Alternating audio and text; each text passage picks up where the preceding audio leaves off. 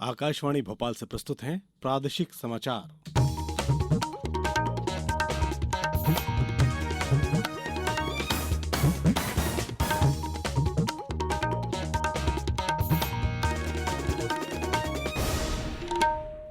नमस्कार। समाचारों के साथ मैं शरद बाघेला। सबसे पहले मुख्य समाचार। प्रधानमंत्री नरेंद्र मोदी ने कहा, भारत 2047 तक एक विकसित देश बनेगा। देश में भ्रष्टाचार, जातिवाद और सांप्रदायिकता का कोई स्थान नहीं होगा। भाजपा अध्यक्ष जेपी नड्डा ने सतना जिले के मझगवां से जन आशीर्वाद यात्रा को किया रवाना। कहा, सभी वर्गों की भलाई के लिए कार्य कर रही भाजपा सरकारें।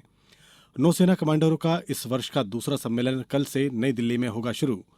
और प्रदेश के कई हिस्सों में कम बारिश से उत्पन्न सूखे की स्थिति से निपटने के लिए मुख्यमंत्री ने बुलाई उच्च स्तरीय बैठक। अब समाचार विस्तार से।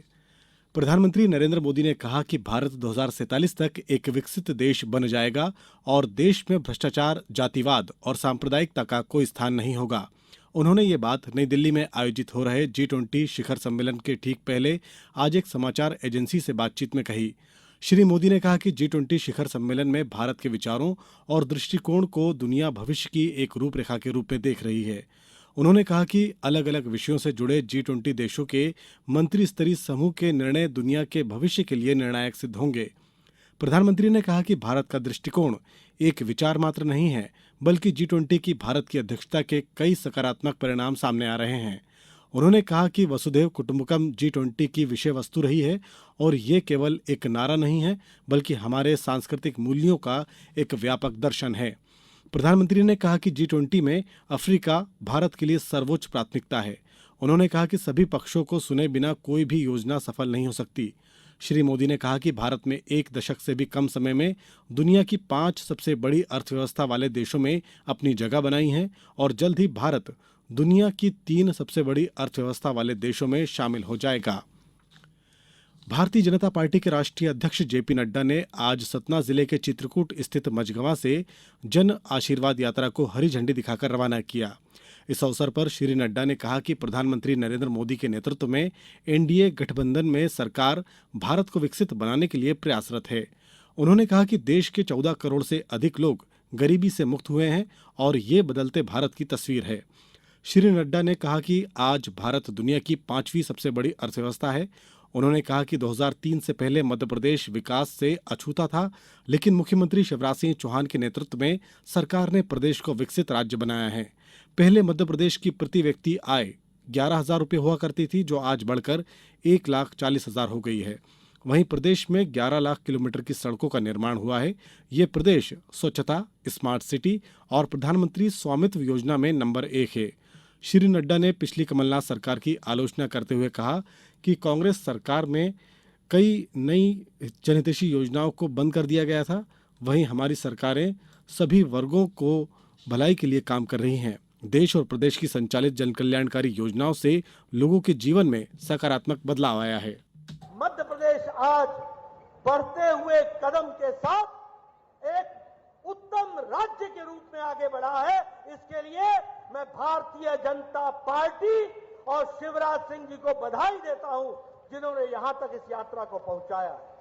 मैं ये गौरव के साथ कह सकता हूं 2023 में कि जो बीमारू राज्य थे उसमें से मध्य प्रदेश एक विकसित राष्ट्र के रूप, विकसित प्रदेश के रूप में खड़ा हो गया है। इसके लिए मैं आपको बधाई देता हूं। मुख्यमंत्री शिवराज सिंह चौहान ने सभा को संबोधित करते हुए राज्य सरकार द्वारा किए गए विकास कार्यों, उपलब्धियों और योजनाओं की जानकारी दी। उन्होंने कहा कि देश और प्रदेश में भाजपा को एक बार फिर जनता का आशीर्वाद मिलेगा।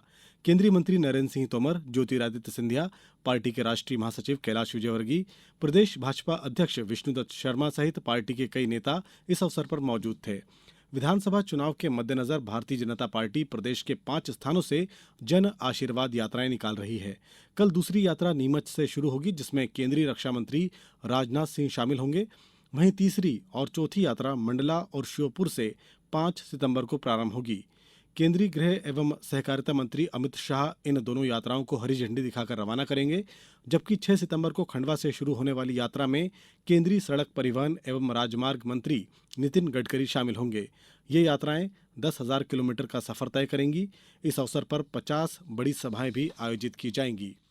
अब समाचारों में वक्त है एक ब्रेक का।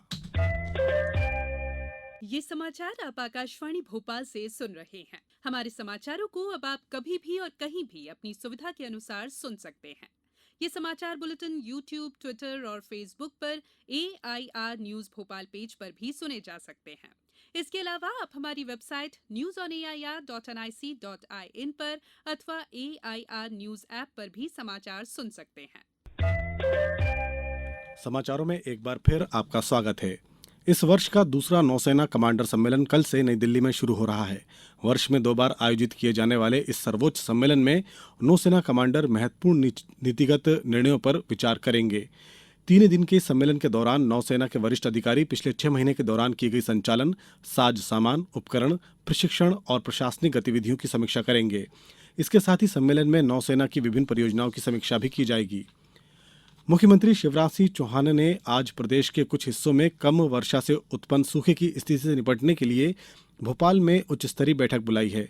इस बैठक में कृषि, राजस्व सहित करीब 1 दर्जन विभागों के अधिकारी हिस्सा ले रहे हैं। प्रदेश में चुनावी तैयारियों का जायजा लेने के लिए वरिष्ठ चुनाव आयुक्त धर्मेंद्र शर्मा और नितेश व्यास भोपाल पहुंचे हैं। आयोग का ये दल कल से 3 दिन तक यहां बैठक कर चुनावी तैयारियों का जायजा लेंगे। आयोग का ये दल प्रशासनिक और पुलिस अधिकारियों के साथ बैठक कर चुनाव के दौरान सुरक्षा से जुड़े इंतजामों पर भी चर्चा करेगा। राजनीतिक दलों के प्रतिनिधियों के साथ भी ये दल बातचीत करेगा। जनसंपर्क एवं लोक स्वास्थ्य यांत्रिकी मंत्री राजन शुक्ल ने कहा कि रीवा में संस्कृत विश्वविद्यालय की स्थापना की जाएगी। मुख्यमंत्री शिवराज सिंह चौहान 30 सितंबर को लक्ष्मण बाग परिसर में पाणिनि संस्कृत विश्वविद्यालय केंद्र का शुभारंभ करेंगे। श्री शुक्ल ने बताया कि प्रारंभ में 5 पाठ्यक्रम में पढ़ाई शुरू होगी और भविष्य में विश्वविद्यालय के रूप में इसे विकसित किया जाएगा। उन्होंने कहा कि रीवा में 500 करोड़ रुपए की लागत से हवाई अड्डे का निर्माण किया जा रहा है। ये निर्माण कार्य अगले वर्ष मार्च तक पूर्ण होगा। श्री शुक्ल ने बताया कि रीवा में IT पार्क की स्थापना के लिए 30 करोड़ रुपए मंजूर किए गए हैं। बहुती नहर का काम तेजी से जारी है। इससे 6 लाख एकड़ में सिंचाई की सुविधा उपलब्ध होगी। राज्य शासन ने बाणसागर बांध परियोजना से पानी के रिसाव को रोकने के लिए राज्य शासन ने 26 करोड़ 62 लाख रुपए की मंजूरी दी है। इसके साथ ही अमरपाटन क्षेत्र की 3 सड़कों के निर्माण के लिए करीब 8 करोड़ 58 लाख रुपए की भी स्वीकृति दी गई है। अब कुछ समाचार संक्षेप में। नर्मदापुरम जिले के सिवनी मालवा के भीमराव अंबेडकर सामुदायिक स्वास्थ्य केंद्र में राष्ट्रीय कृमि मुक्ति पर कार्यशाला का आयोजन किया गया। शहडोल जिले में विधानसभा चुनाव की तैयारियां जारी हैं।